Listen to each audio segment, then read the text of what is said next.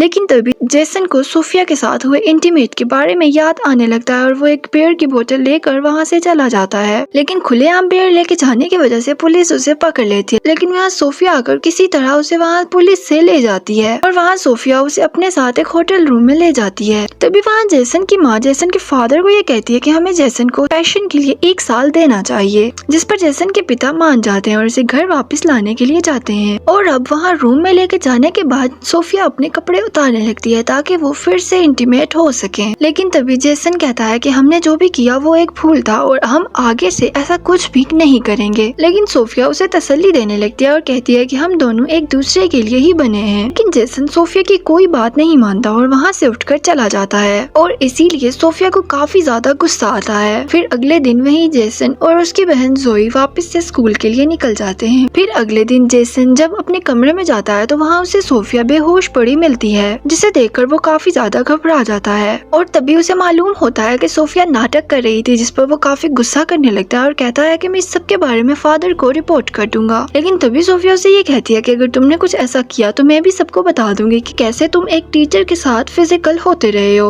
अब दूसरी तरफ हम देखते हैं कि सिस्टर रेबेका सारा को दोबारा स्कूल में ले आई है। तब सोफिया गुस्सा होकर अपने रूम में आती है और एक साइको की तरह बिहेव करने लगती है। अब यहाँ सोफिया रात में सारा के रूम में जाकर जब वो नहा रही होती है तो उसका सर पटक पटक कर दीवार से मारकर उसे वहीं पर मार देती हैं और तभी वहाँ एक साबुन गिराकर उसे एक नॉर्मल हादसे में बदल देती हैं। अब जब जोई नहाने के लिए जाती है तो वो सारा को ऐसे देखकर काफी ज्यादा चिल्लाने लगती है, जिसके बाद सारा की बॉडी को पोस्टमार्टम के लिए ले जाया जाता है। अब अगले दिन हम चर्च में सोफिया और जेसन को देखते हैं, जिस पर जेसन उसे कहता है जरूर तुमने ही कुछ किया होगा, जिस पर सोफिया उसे अपने और जेसन के इंटीमेट हुए वीडियोस को दिखाती है और उसे कहती है कि अगर तुमने सारा के लिए कुछ भी अपनी जुबान से निकाला तो मैं इस वीडियो को वायरल कर दूंगी। फिर अगले दिन जब सोफिया जेसन को अपने घर जाते देखती है तो वो सिस्टर रेबेका से अब की बार अपनी आंटी की मौत का बहाना करके वहाँ से छुट्टी लेती है। अब फिर अगले दिन जब सिस्टर सोफिया की आंटी की मौत पर फूल भेजने के लिए कॉल करती है तो उसे पता चलता है कि वहाँ तो कोई भी नहीं मरा और वो एड्रेस सोफिया का नहीं है। और दूसरी तरफ जोई के पूछने पर जेसन अपनी बहन को सब कुछ बता देता है। इसीलिए अब अगले दिन वो दोनों सोफिया की सच्चाई पता करने के लिए चुपके से उसके रूम में जाने लगते हैं। और तभी यहाँ दूसरी तरफ सिस्टर रेबेका को सोफिया की सारी हकीकत पता चल चुकी थी और सिस्टर रेबेका यहाँ फादर को सब कुछ बताने के लिए जाने लगती है। लेकिन तभी सोफिया पीछे से उसके सर पर हमला करके उसे वहाँ बेहोश कर देती है और तभी वो दोनों उसके रूम में पहुँच जाते हैं, जहाँ उन्हें असली सोफिया का लैपटॉप मिल जाता है